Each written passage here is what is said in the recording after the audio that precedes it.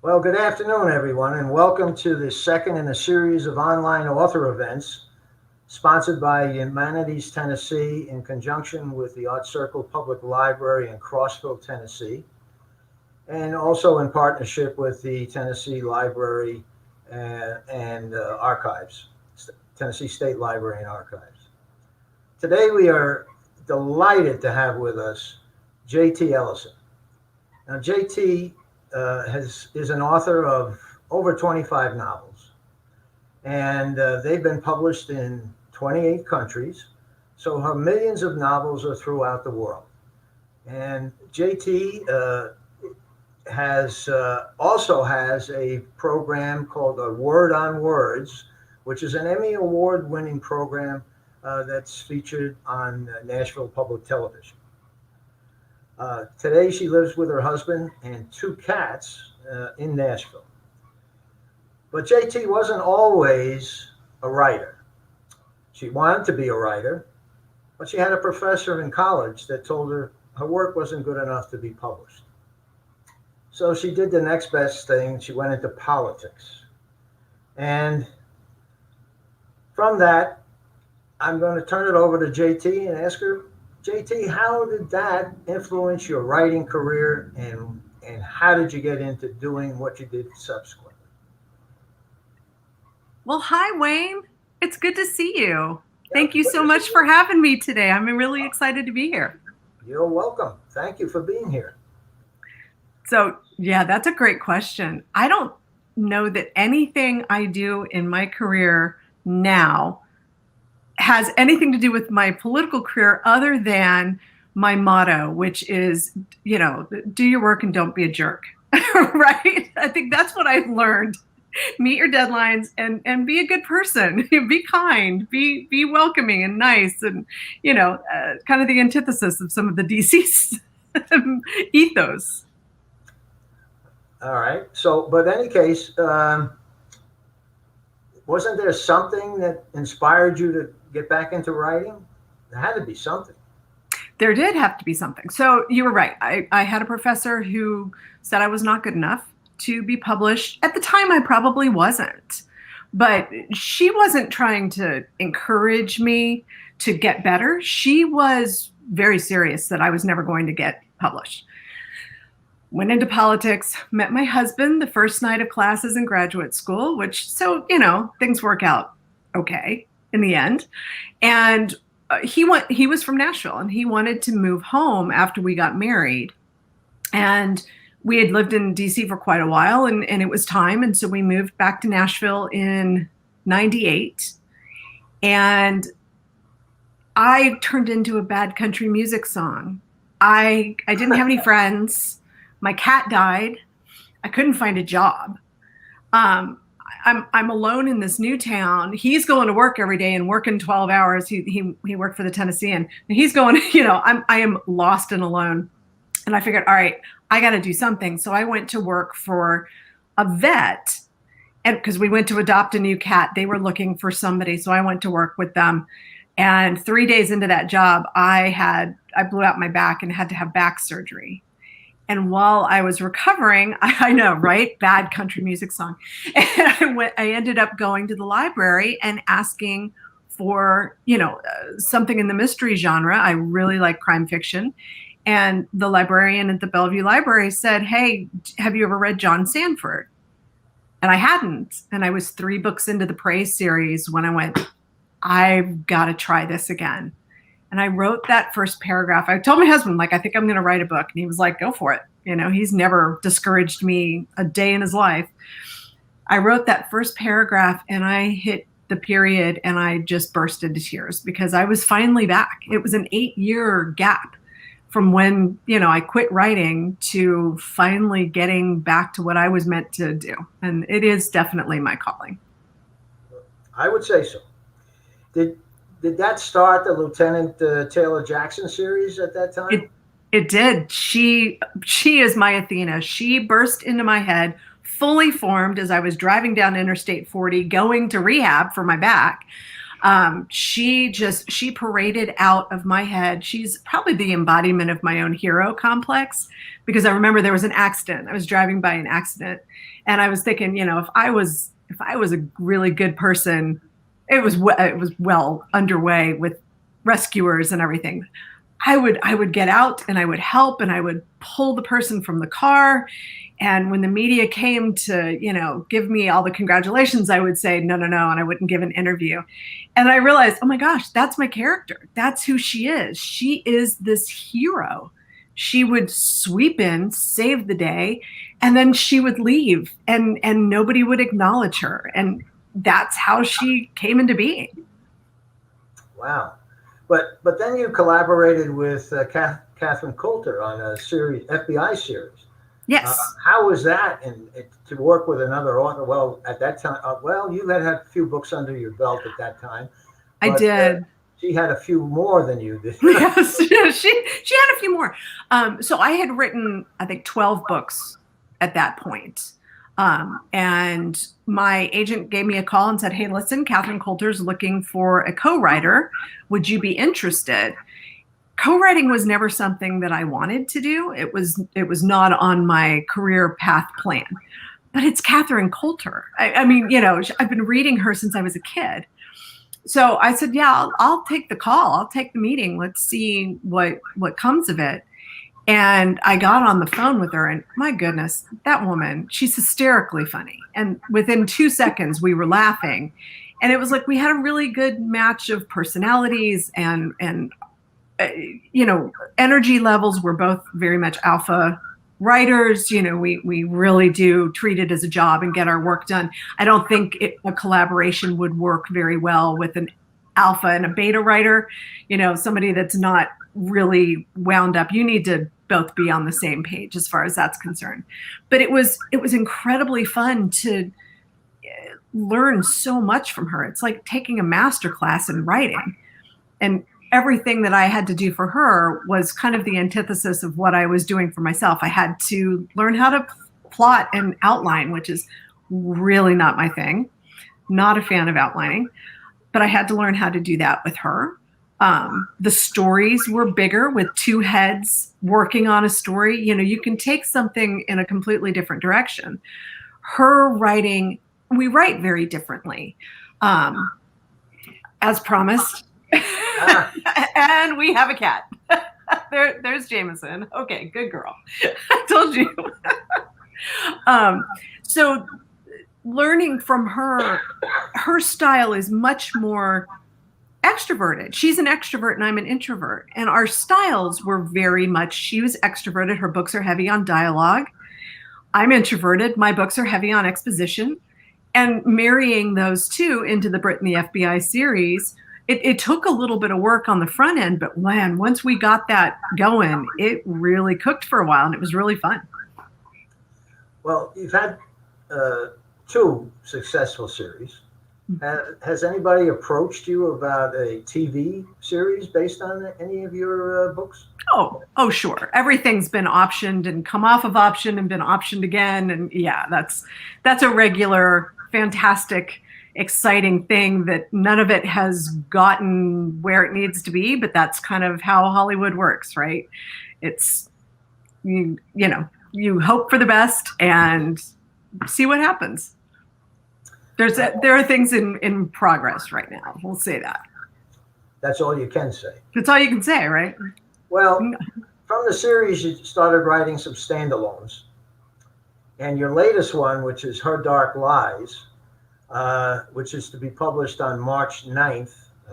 And I can tell you we will have it in our library on that date for anybody listening from the Crossville Art Circle Library, Public Library.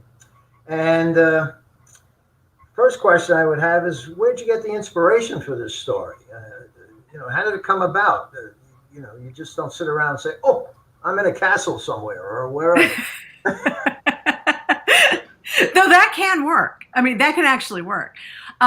We were talking before we came live. We were in the green room. We were talking about our ancestry. And right. I'm Italian. My family is from northern Italy, and we still have family there, and we go and visit every couple of years just to get everybody together. This last trip, most recent trip was, oh gosh, so 2019. So it was right before the pandemic. And it was kind of an awful trip. The weather was terrible. We had a lot of family. We were driving around Italy in a van called Van Gogh. we nicknamed it Van Gogh. And we all had colds. It was kind of a really rough trip. And we landed on the shores of Lake Como. It was like, okay, we've got to make the best. We've only got 3 days left. And lo and behold, the sun came out. And I see across from the hotel an island. And as we're watching, a yacht pulls up to the island. And I mean, a nice yacht. And off comes a wedding party. And I'm like, what is this island? I start doing a little bit of research, and it's called Comachina. It's the only island in Lake Como. It's got this crazy history. You have to drink a special kind of coffee before you leave so the demons of the island don't follow you home to your, it's got all these really cool things. And I'm reading about it. I'm like, that's really interesting. That evening, when the lights went down, it's dark, the lights went down, the sun went down, and it was dark, fireworks start. And I was like, wow, it was my birthday. I'm like, wow, you guys really did a nice job setting up a fireworks display for my birthday. But of course, it was for the wedding. And I went, all right, I got to do this. I want to write this into a story. Great, fun, creepy island with a lot of history to it, a wedding party, a yacht, and fireworks. Okay, that's the basis of the story. And I started thinking about it. I realized quickly that Comachina was not the right island. So I married its history with Capri off the coast of Naples. And I moved the island further west in the Tyrrhenian Sea. So it actually, when I started thinking about what I've done, it is the island that Scylla lives on, where the Scylla and Charybdis and Odysseus is going through that small channel, trying not to get sucked into the whirlpool or eaten by Scylla. That's where I set this. And it's really appropriate for the story because you are threading the needle through this entire tale. Well, when I started reading this with all the lightning and thunder that was going on, I almost thought I was going to be with a Dracula performance, Everything was in that vein. It was terrific, by the way. But thank you. Now, which of the characters was the dearest to you, and why in this book? Because there's a lot of characters. There's a lot of characters. Some of them pop in and out. So they do. It is Katie, who is the main character's best friend. She's wonderful. She's the best friend that we all need. You've had her around your entire life. She is a conscience. She is a lodestone. She is a supporter and a cheerleader. She's the one that's going to say, hey, are you sure you want to do this? And if you don't, the car's running out back. Let's go, right? She is just the kind of friend that you really need. And she was so much fun to write because she's looking at Claire and she's looking at Jack and she's looking at this situation and she sees something is not right. She knows it in her heart and she's trying to warn Claire that something's wrong. Mm-hmm. She's trying to warn her off this marriage. She's trying to warn her off this family. And, Claire's in love. She doesn't want to listen. So Katie was a lot of fun to write. She paraded onto the stage in her Doc Martens and her nose ring and her tattoos, and she really kind of steals the show every time she comes on the page. Well, in the other side of the spectrum, what was the hardest character to write about? Well, unfortunately, it was Claire, who is my main character. And that's difficult when you're writing a book and your main character won't talk to you. She's got some serious secrets. And one of the things that I like to do when I start writing a story, I sit down with my character and I interview them. My goal is to find out what their deepest secret is. What is the thing that they would kill to hide? Everybody has that little something in their life that they don't want anybody to find out about. So that's always my goal with a character. I want to find out what that is. Well, she wouldn't tell me. She fought me tooth and nail. And I'm writing this entire book not knowing what her deepest secret is. I know what her biggest shame is, but I don't know what that secret is that she's trying to hold from everybody. And I found it out in the book at the point that the reader finds it out. And I was like, oh my gosh, I don't blame you. I would be trying to hide this too. And then I was able to go back and really flesh her out and bring her to life once she finally admitted in the draft what she was trying to hide. It was a big deal. I mean, it's a big secret. Well, she was almost like a cat with 9 lives, or 9 lies, I would say, her dark lies. In my perspective, and I'm adding this on my own, I think there's a sequel here. Wait, let me. You were asking about the optioning of the shows. So my film agent, one of the first things she asked me when she reads a manuscript, she's like, "Okay, this is great. What is season 2?" So when I finished this one, I wrote her a note. I'm like, I know what season 2 is. It's the first standalone I've ever written that I know what season 2 could be if we needed a season 2. I mean, it is a standalone. It is not meant to carry on. But if we needed to, yeah, there may be some paths out for this story. I agree with you on that one. All right, let's change topics a little bit, get off of our dark lives and talk about what you do to inspire yourself when you get writer's block.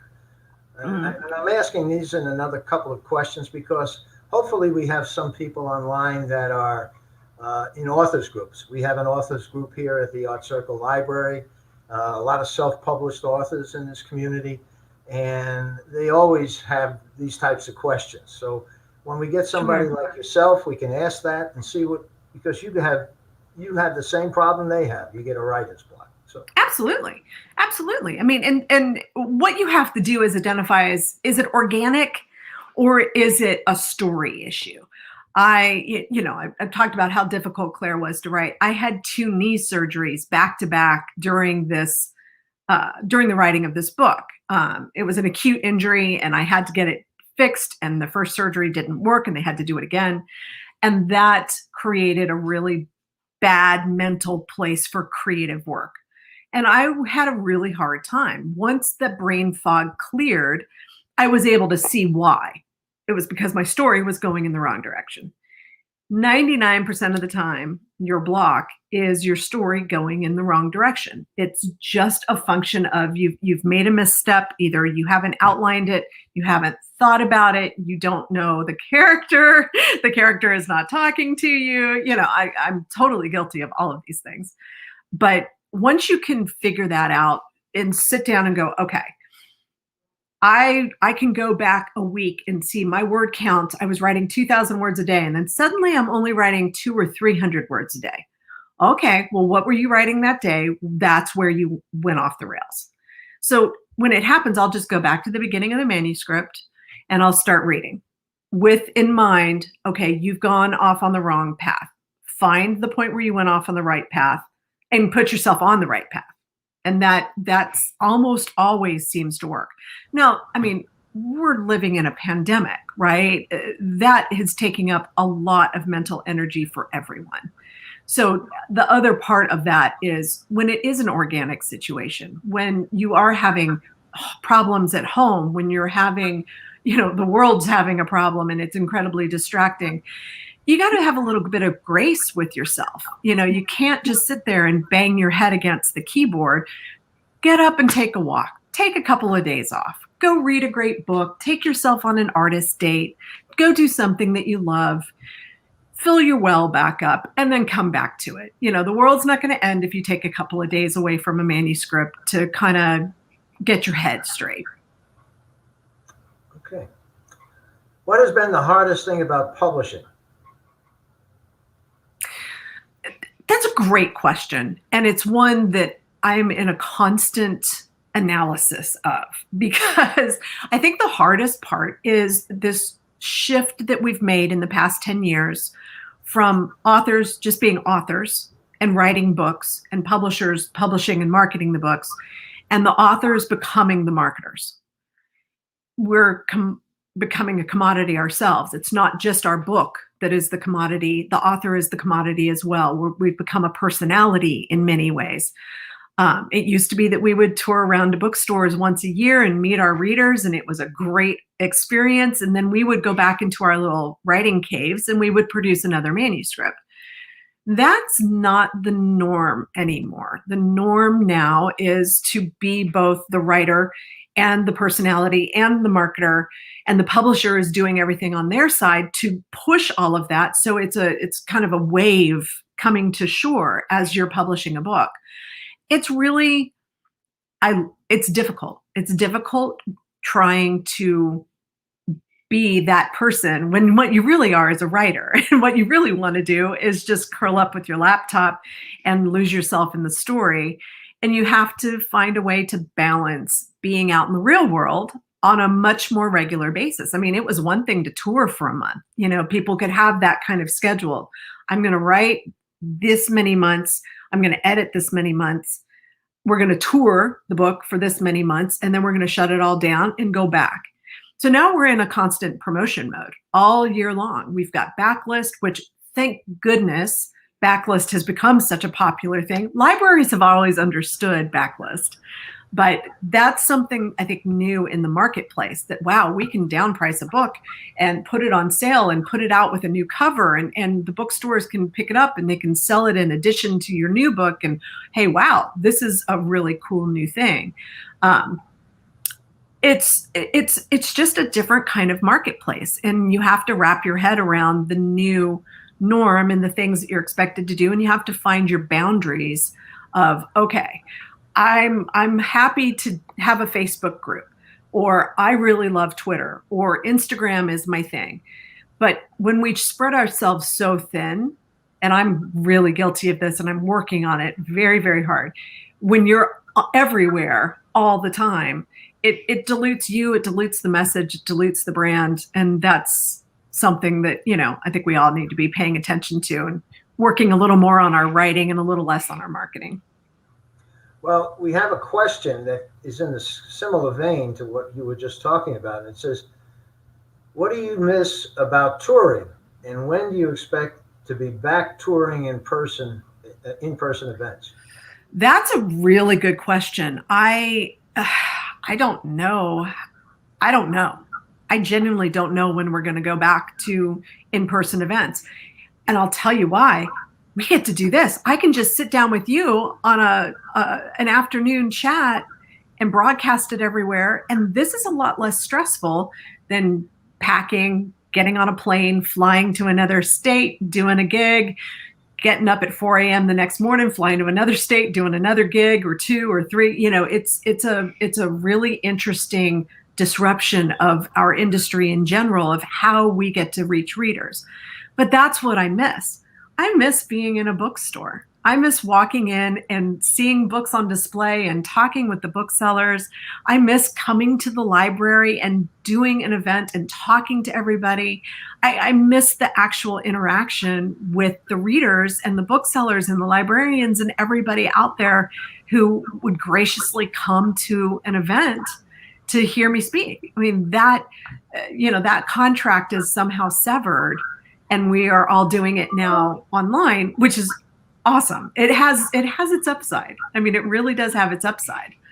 But, you know, I don't know when we're going to get back to normal. And that's, you know, I also miss travel. I actually like getting up at 4 a.m. and catching a flight to a new city. And, you know, when you get there, I complain about it, right?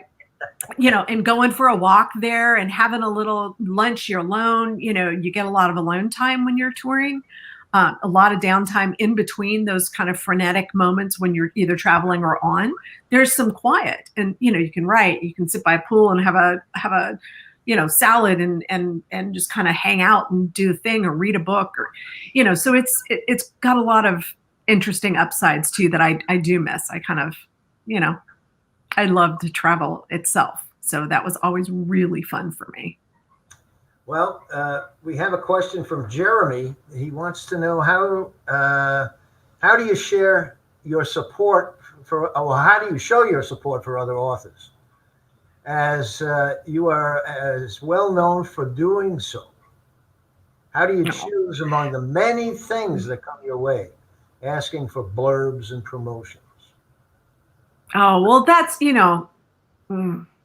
it's very hard to say no. It's very hard for me to say no because I feel very strongly that a rising tide lifts all boats.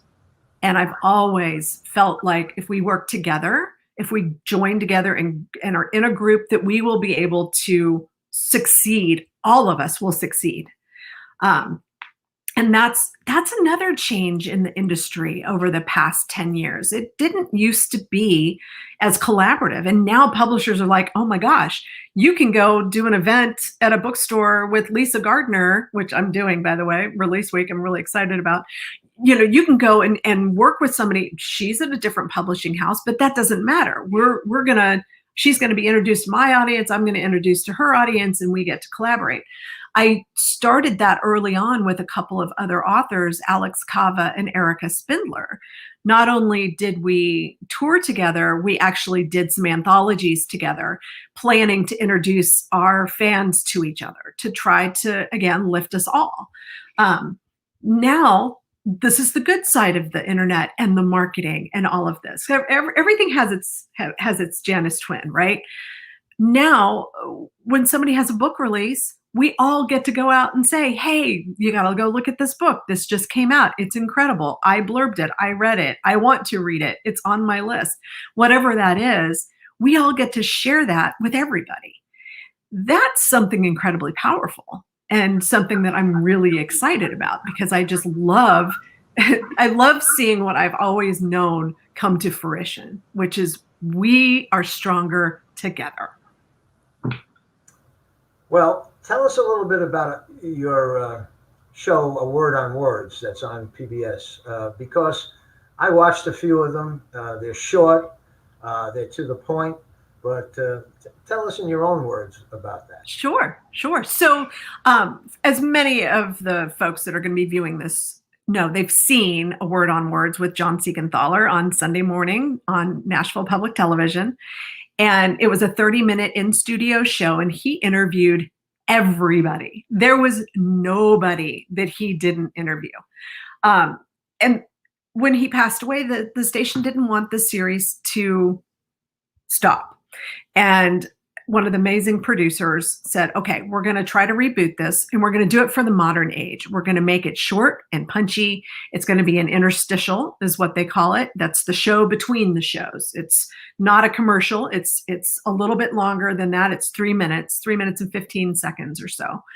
And they brought on myself and Mary Laura Philpott, who is another Nashville author, to be co-hosts. Because we're both, obviously we're authors first and foremost, and that's our job. So doing this, we're able to split it, and we have each other's backs, which is wonderful because if something happens, then the other one can step in. And that's been really, really wonderful. Being able to carry on John Siegenthaler's literary legacy for this town is one of the greatest honors of my life.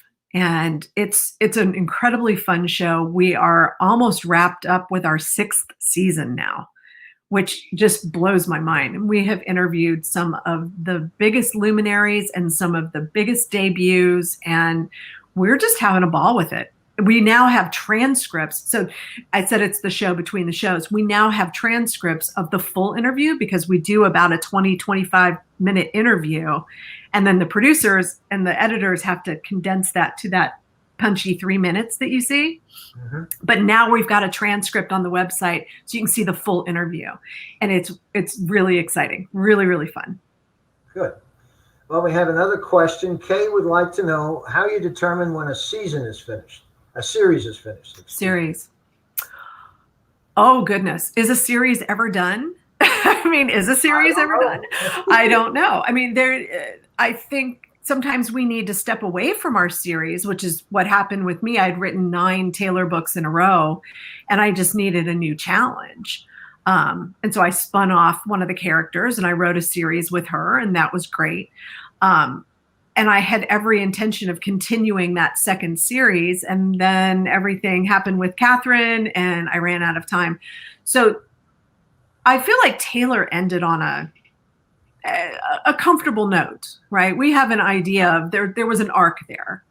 But I'm not necessarily done with that series. And I'm definitely not done with the Samantha series and Samantha Owens. So, I think either when the author is no longer interested in writing the series, or you just have written the same book 100 times and the readers are like, we want something new.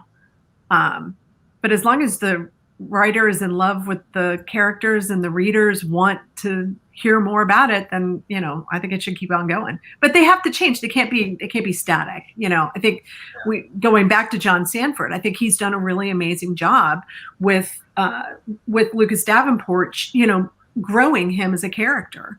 That's the problem with the series character. They're a hero, they're iconic. They can't change dramatically from the beginning of the story to the end like a standalone. You're looking for that consistency. You know that the character is going to win. A series main character is immortal. In some cases they're not, but in most cases they're immortal.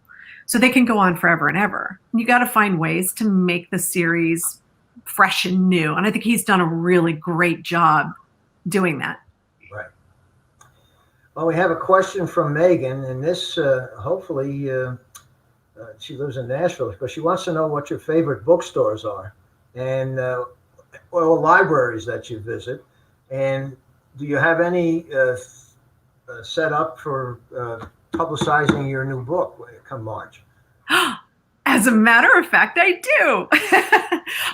That's one of the fun things about a book release, is being able to go to new bookstores and being able to go to the libraries and do all of this. Obviously, I'm doing a library event with you. I have a whole series of bookstore events starting on March 8th with Parnassus Books in Nashville, which I'm really excited about. And then I moved to, I've got Mysterious Galaxy that week and Writer's Block in Orlando. And I'm doing page 158. And there's one more that is slipping my mind, but it's all on my website. I have a whole list of everywhere that we're going to be virtually that week and the week after. I just have a ton of really fun events set up with some really amazing authors. I'll be in conversation with some of our biggest thriller authors, and I'm so excited. My last tour was in person. I was able to go out for Good Girls Lie. I went up and down the eastern seaboard. I was in Atlanta and moved up to DC and went up to Massachusetts and a couple of places up there. And it was so much fun. So I'm excited to be able to do California, and I'll be doing Poison Pen. I'll be at Murder by the Book during release week. It's Murder by the Book. That's the one that was escaping me. And so I'm going to be all over the country, in Florida and Texas and California and Arizona. And it's just really fun to be able to do it like that. I'm anxious to see how it works out. Well, that 4 a.m. is in the picture again, I said. Yeah, probably. I'll probably be wound up until 4 a.m. and won't be able to go to sleep. We have another question that says, do you have any advice for authors when working with publishers? Oh, my heavens, this is going to be a good one. Oh, that's a really interesting question. I don't know exactly. That's a very broad question. I think what I said at the beginning, I think it's really important that you understand that this is a business and you need to meet your deadlines. If you meet your deadlines, that's 90% of the game right there, because this is a business and they are running on really tight margins and really tight schedules. I'm with HarperCollins. I'm with the Harlequin Mira imprint inside of HarperCollins. They're publishing thousands and thousands of books, right? You need to be able to meet your deadline and be reliable and get your work to them, work with them. The editorial process is very interesting if you're new to the game. How editors edit your book, how the copy editors edit your book. the artwork, the marketing, all of the components that go into doing this. There's a lot of moving parts. And your job as a writer is to write the very best possible book that you can and turn it in on time. You do that, and your chances are you're going to have a career at this. That's the trick. Did you, for your first book, did you have an agent? And how did you, if you did, how did you find that agent? Because it's not always easy. And how long did it take before a publisher said, this is somebody I want to read and work with? I got really lucky really fast. That first paragraph that I wrote ended up being what I thought was a novel and was not. I was working in a vacuum. I had never met another writer. It was a really interesting time. The internet was not what it is now. You couldn't just Google how do you become a published author. It just was a different time. There was a place called Publishers Marketplace that I did discover and come across, and that's a really important component to all of our publishing careers. That's where they announce all of the deals. Publishers Weekly does a lot of that as well. Publishers Marketplace has a database that you can go in and search and see what agent represents what book, what publisher, what editor, all of that stuff, which is really vital. You need to do your homework when you're doing this. Like I said, I got lucky really fast. I found out that I had not written a novel. I had written a novella. I got adopted into a critique group here in Nashville. We called ourselves the BMWs, Bodacious Music City Wordsmiths. They really helped me take my editorial game to the next level. I was involved then with Sisters in Crime and their chapter for unpublished authors called the Guppies. And that's where I started learning all of this stuff. So I highly recommend that you find a group to join. Sisters in Crime is a great one. They have Misters in Crime as well. Sisters and, men are a part of Sisters in Crime, but it's a really great organization to learn the industry.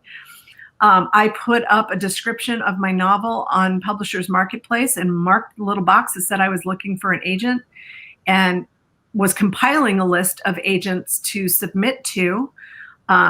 When I got a note from Trident Media from Scott Miller's office, and he asked to read the manuscript, and the next day they asked for an exclusive, and I gave it to them, and he took me on as a client a couple weeks later, and you would say the rest is history, but it's not. He took that novel, we edited it like mad, and then he submitted it to several editors, and it got rejected by all of them. And I went back to that spiral of, oh, you aren't good enough to get published. Wow. So that was really difficult. And he said to me, hey, listen, you're a good writer. We've got this. Write me another book. And I did. And he sent that out. And literally the day he sent that out, we had a note from Linda McFall Mira who said, don't sell this to anybody else. So it's timing and luck, finding the right person. Your agent, it's a marriage. It is, you've got to have the right person for you and the right person for that moment of your career. And it's really, it's not something you want to do willy-nilly. It's better to have a no agent than have a bad agent.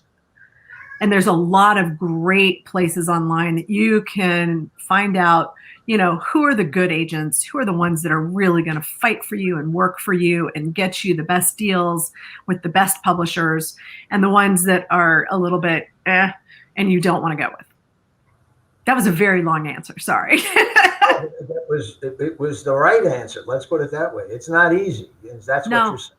Yeah. It's not easy. None of this is easy. I mean, it's way better than a stick in the eye, but this is a job. It's a job and a responsibility, and you've got to show up for yourself and for your team and for your readers. And if you didn't feel like going to work that day, what's your boss going to say? He's not going to say, oh, okay, you can take the day off. They're going to say, get in here and do your job. Right. It's a job. It's a great job, though. All right. Well, we're running somewhat out of time. There's no more questions. Do you have any further advice about how you can help our struggling authors out there? How to help struggling authors. You know, the best advice I can possibly give is read. Read everything. There is one thing that every successful author has in common. They're a huge reader. We love to read. Read widely in what you think you want to write, and read widely in things that you don't think you want to write. And also don't write what you know. I mean, write what you're passionate about, write what you're interested in. You get to get a PhD with every novel. So pick something that you're really, really excited about, and that's what you should write. I mean, I didn't know anything about being a cop. All I knew about being a cop is what I'd seen on Law and Order. I had to do research. I was really interested in forensic sciences. I probably would have gone down that path if I had been 10 years younger. I would have gone to school and been a forensic pathologist or a scientist in some way. But I really, really dug it. And so I learned everything I could about it. And I did ride-alongs with the police. And, you know, you got to do your research and know what you're talking about. And then just enjoy yourself. It comes across. If you're passionate for your work, it comes across. Well, along those lines, what are you reading now? What am I reading now? I just finished a book called The Push by Ashley O'Drain, which is absolutely stunning and one of my, it's definitely going to be in my top 10 of the year. It's the story of a woman who has a child and doesn't connect with the child in the way that she thought she was going to. And is it her, or is there something wrong with the child? It is really fascinating. It's written, oddly enough, in second person, which is hard to do, but when you do it well, it's astoundingly good. And I cannot say enough good things about this book. It's awesome. Oh, good. Well, JT, this has been enjoyable. Thank you very much. I hope our audience appreciated everything you had to say. I know I certainly did. Thank you. Thank you. It was great to be with you. I'm so excited to come and talk to the library. It's great. Thanks, Okay. Wayne. Thank you.